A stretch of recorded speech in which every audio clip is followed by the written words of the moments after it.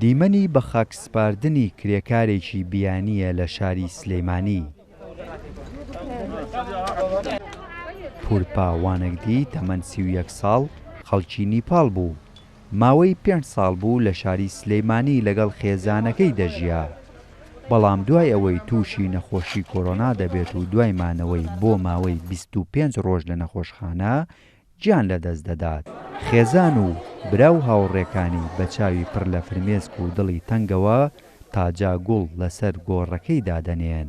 زۆر پێم ناخۆش بوو چونکە ماوەی هەر لێرە لەوانە 25 ڕۆژ مانگ لەبێ بوو.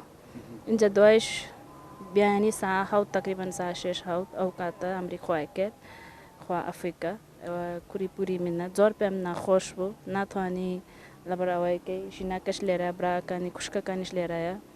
کۆرۆنای پاڵی کۆرۆنای میردووە ئەوەی خاستەخانە ریپۆرتەکە گرتووی هەرامووی دوێی ئاڵی کۆرۆنای میردووە دوێی نێپال ناتوانم بیوەرم تایەرەکە دوێی لێرە داوەزی خاستی سلەیمانی نەبەرەکە زۆر باس زۆر کۆس بێن دەست کۆس بێن نەبەرەکە زۆر باش.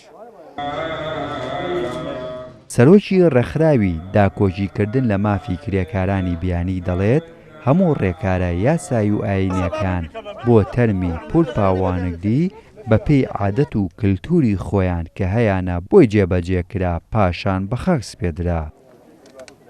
کرێکارە لە 21 مانگ 21 حەوت جوین دەدەستداوە بەهۆی کۆرۆناوە جوین دەدەستداوە خەڵکی نیپاڵە و ئێمە ڕسممەوە ساتکەوە دوای ڕێکارە یاسایەکان تەواوی ئەدیانەکانمان باکردووە دەمانەیە بە دنیا دەرەوە بڵێین ئەوە کووردە داکۆچی لە مافی مرۆڤ دەکا ئەوە کووردە یەک ماڵی و ئینسان وەکو ئینسان سەی دەکا بێ جیاوازی ئاین و ڕەگەزوونەتەوە.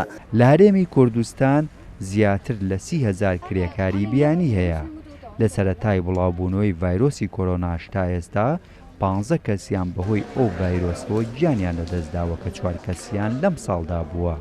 بۆ سەرجەمیشیان هەموو ڕێکارە یاسایی و ئاینیەکان بەپێی عادەت و کللتوری خۆیان بۆیان جێبەجێکراوە و پاشان بە خاکس پێدراون.